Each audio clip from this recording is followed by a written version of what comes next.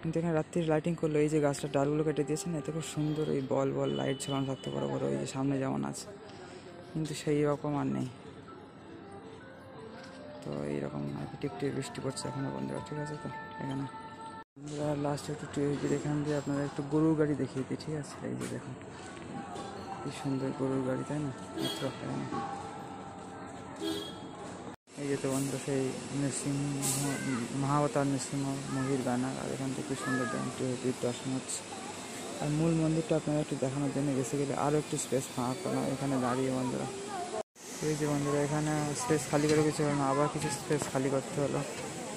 তো এই যে মন্দিরের জুতো রাখার স্থান, এই যে মন্দির একটু দেখা যায় আপনাদের, চলুন, নাহলে আর এইভাবে ভর্তি হয়ে যাবে সব মেমোরি আমার, ঠিক আছে?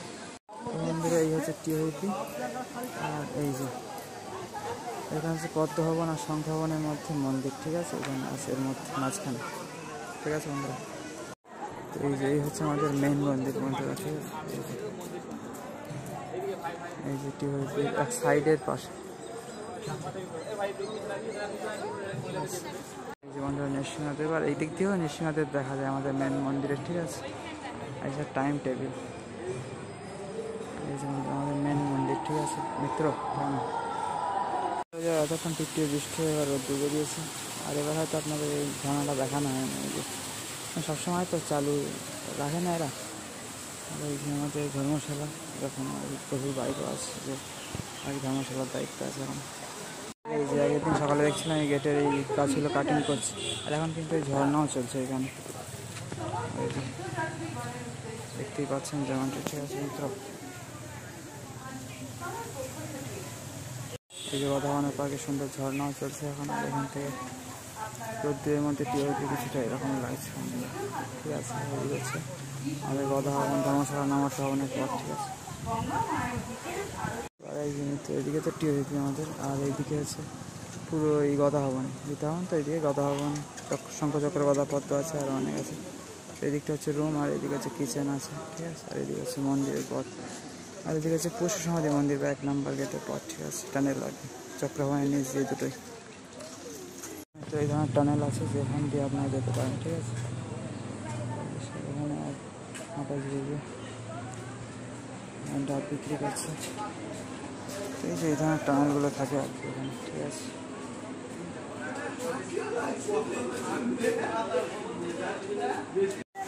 আর এই যে মিত্র যখন আমি এখান থেকে ফিরছিলাম, সব দর্শন করে নাম ছিল দর্শনার্থী, এই যে 50 টাকা ডোনেশন টিকিট দিয়ে দর্শন করে সবাই, ঠিক আছে? এখান থেকে আর কর্ন, আর ওই জন্য এরকম লাগছে। মিত্র গোশালা তো আর এখন গেলাম না, কারণ আপনাকে কিছু দেখানো ছিল সেগুলোই দেখালাম, মানে দেশি বিদেশিরা থাকে সব এখানে, ঠিক আছে? আর এখন দেখি একটু গঙ্গা স্নানে যাওয়ার প্ল্যান আছে, দেখা যাক মিত্র কী হয়, ঠিক আছে? এখন দেখি। তখন আসার সময় দেখছিলাম 3 নম্বর গেট খোলা ছিল, এখন তো দেখিনি। অ্যাকচুয়ালি মাঝে মধ্যে খোলে 2 আর 3, হ্যাঁ একদম এইদিকে দক্ষিণ দিকে, ডান দিকে আর দক্ষিণ দিকে, ঠিক আছে? দক্ষিণ পশ্চিমে চলে যান একদম। আর বন্ধুরা এখন তো নামহট্টা বাসাতে খাবার সময় চলছে, এখন চেঞ্জ হয়ে গেছে, মালদা ও দক্ষিণ দিনাজপুর জেলা নামহট্টা মেলা, এই এখনই দেখলাম জাস্ট, মানে আজকেই চেঞ্জ হয়েছে, এরকমই হওয়ার কথা ছিল মোটামুটি, ঠিক আছে? তো বন্ধুরা গোশালার দিকে তো যেদিন এলাম 18 সেপ্টেম্বর বিকেলের দিকে গিয়েছিলাম, যার জন্য আজকে গেলাম না, আপনাদের যদি দেখানো ছিল সেটাই দেখাচ্ছিলাম, ঠিক আছে? নামহট্টা ভবন। তো বন্ধুরা আজকে দুপুরে খুব ভালোভাবে গঙ্গা স্নান করে আসলাম, আর এই যে দেখুন বাইরের আলোগুলো ফুটো ফুটো দিয়ে আসছে কেমন হবে, কেন? আজকে তো সোমবার, খুব একটা ভিড় হবে না, তো আজকে তাড়াতাড়ি খেতে যেতে হবে। তো যাই হোক বন্ধুরা, আজকে গঙ্গা স্নান করলাম, ভাবা যায় আমাদের শ্রীমন্দিরের রাধা মাধবের পূজারীর সাথে স্নান করলাম। আর আজকে হচ্ছে 22 তারিখ, ঠিক আছে? কাল তো 23 আমাদের চেক আউট।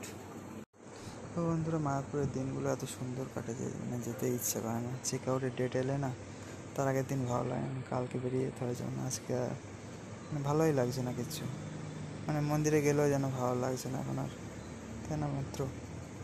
আপনারা বুঝবেন না তো এগুলো।